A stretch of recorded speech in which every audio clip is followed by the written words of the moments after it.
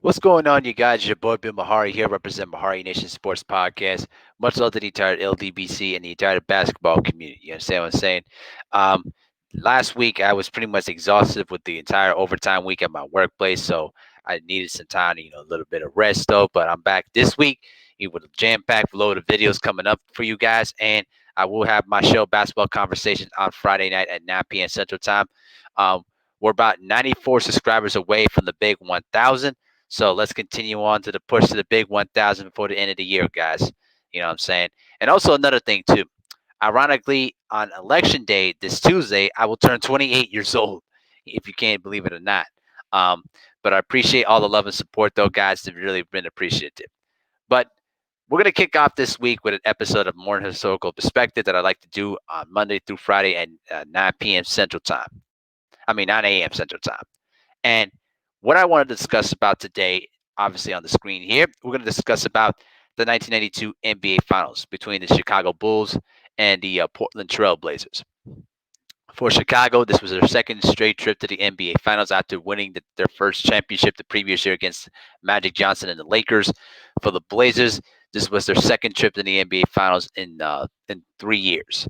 Um, this was the marquee matchup, as you see on the screen here, between Michael Jordan and Clyde Drexler, two of the best shooting guards in the game at that time.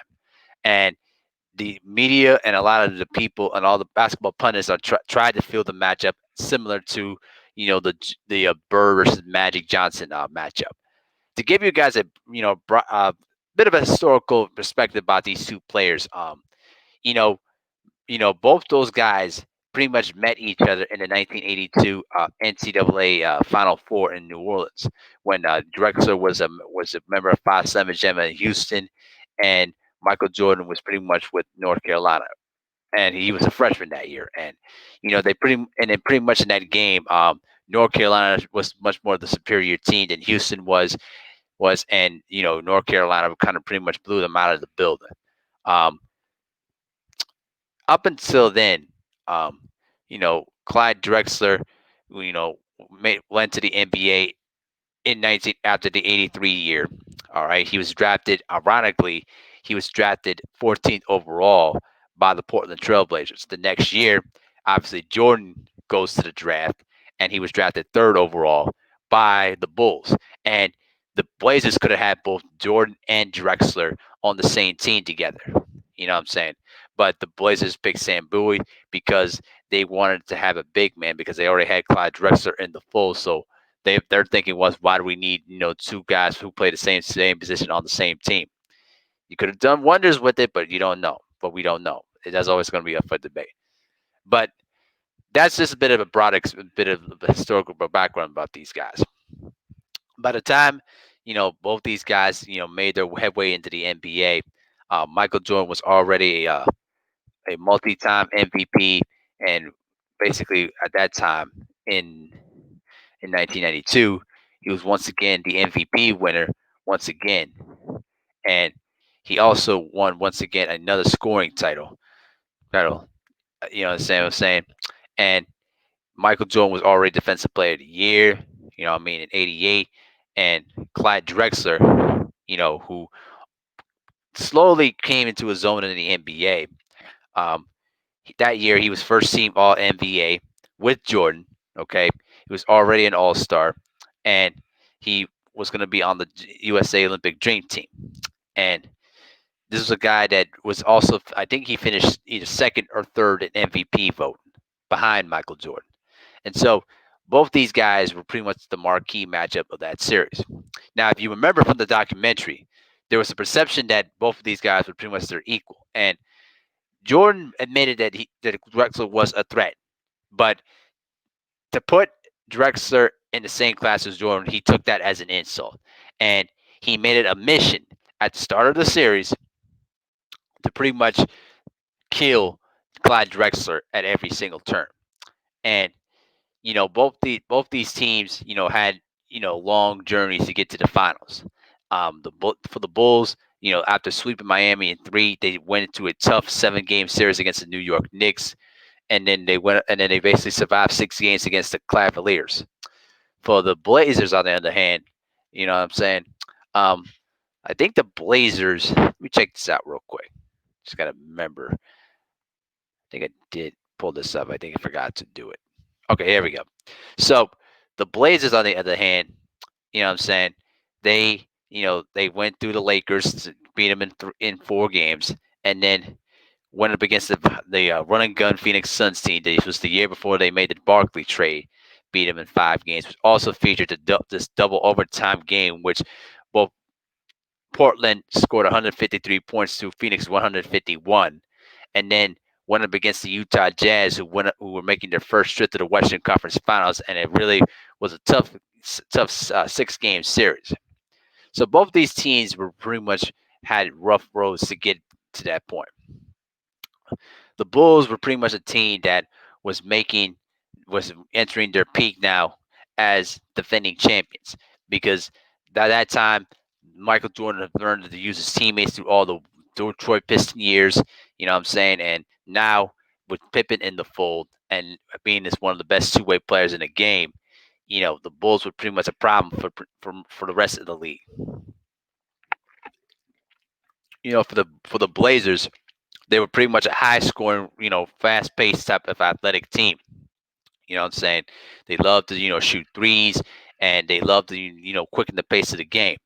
Um, which is something an opposite of what the Bulls wanted to do at that, during that series.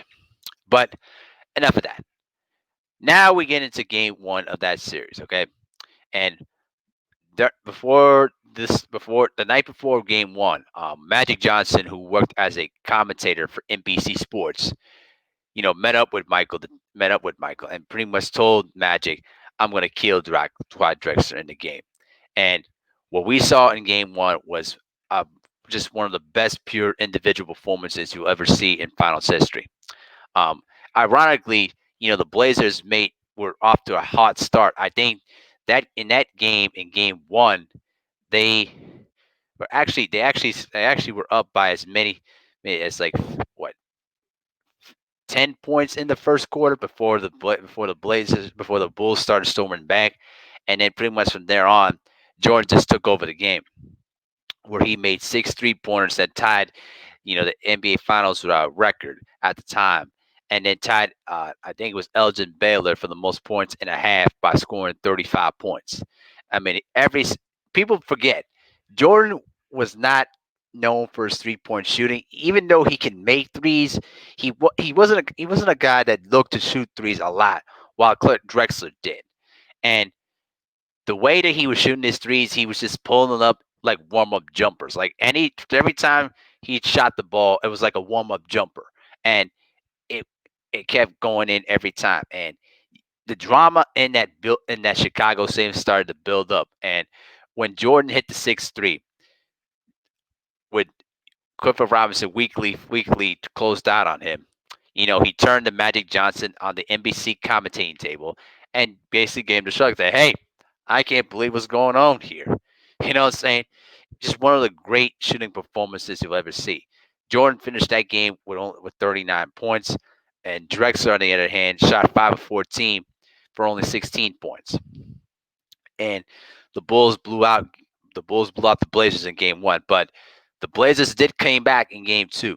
Um, the Blazers were basically down by as many as like 7 points with about 5 minutes to go, until Jordan picked up the technical foul, late in that game, that really sparked the Blazers' run and forced the game into overtime. And with Clyde Drexler, who fouled out with 6 personal fouls, Danny Ainge stepped up in the overtime, scoring 9 of his 17 in the fourth quarter plus overtime, to really lead the Blazers to a big victory to tie up the series at 1-1. You know what I'm saying? Then, as basically the scene shifted to Portland, Chicago pretty much took 2 of 3. And the one thing that I noticed from that series as I rewatched it again was this huge difference between how Clyde Drexler approached, you know, his game in comparison to Michael's. Michael was pretty much a head starter, because he was the kind of guy that wanted to get off early, that really wanted to get himself going early, and then basically gradually let the team get involved. While Drexler basically let the game come to him and gradually got himself going. But It was a contrast of styles that really, played, in the matchup. But what you saw in that series was, Portland was not good in terms of their half court sets. They would try to at least run it back, run some half court sets to try to get, some of the key guys involved in getting some shots open. And the Bulls did a good job of controlling the basketball and making Portland take, tough contested shots. When the Bulls were pretending to play the fast-paced kind of game, they would basically pull up and they would run their intricate, triangle offense, which was hard to, identify and figure out. And the way that they were picking apart the Blazers, defense, it was pretty much as beautiful signs of how the triangle offense pretty much worked to perfection. You know what I'm saying? And that was a huge difference. And the one thing that I noticed from Drexler from that series was that Drexler, didn't perform that bad, but there were some times where Drexler would take bad shots. He would take a lot of ill-advised shots and against the shot clock or, against the clock. And he would take tough contested threes. He would sometimes not always drive the ball to the basket because he felt that the referees were not going to give him the call. And what do you know?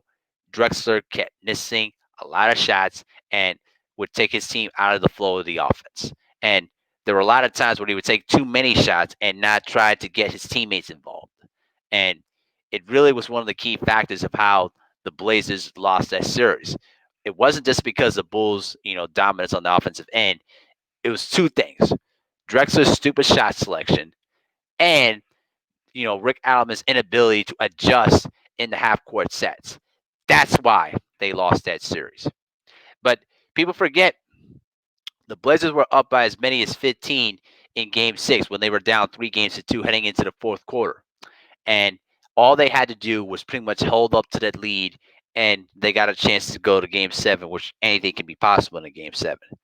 But the Bulls went to their second unit, started by little known Bobby Hansen and Stacey King and B.J. Armstrong with Pippen in the fold, and they went on a 14-2 run to pretty much kill that lead to try to and tie the ball game until Jordan obviously closed out the game to win their second of their 6 championships in the 90s.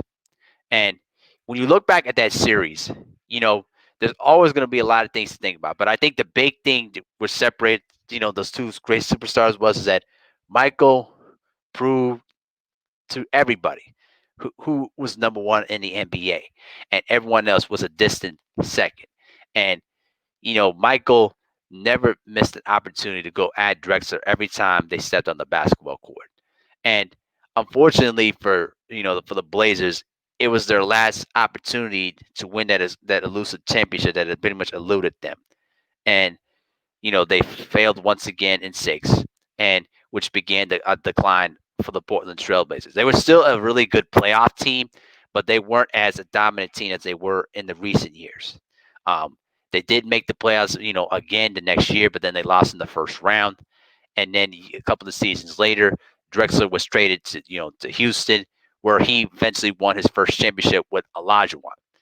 As for Jordan, the next year, they went on to win their third straight title against the Phoenix Suns, and Michael would briefly retire for 18 months until he came back and won 3 more rings as a result of that. And so that series, to me, that series really showed a lot of the contrasted styles between Jordan and Drexler, and it was a really fun series to relive and watch once again. And we saw a lot of great highlights, great spectacular performances, but in the end of the day, Jordan proved once again why he was the most dominant player in the league and the greatest player of all time. And so that's just pretty much is what it is on that particular point. So, that's just what I think about the whole series. It was pretty much a fun series, throughout the whole time. So, you know, salute to those two Hall of Famers and for giving us an entertaining series, right down to the bitter end. But tell me what you guys think in the comment section.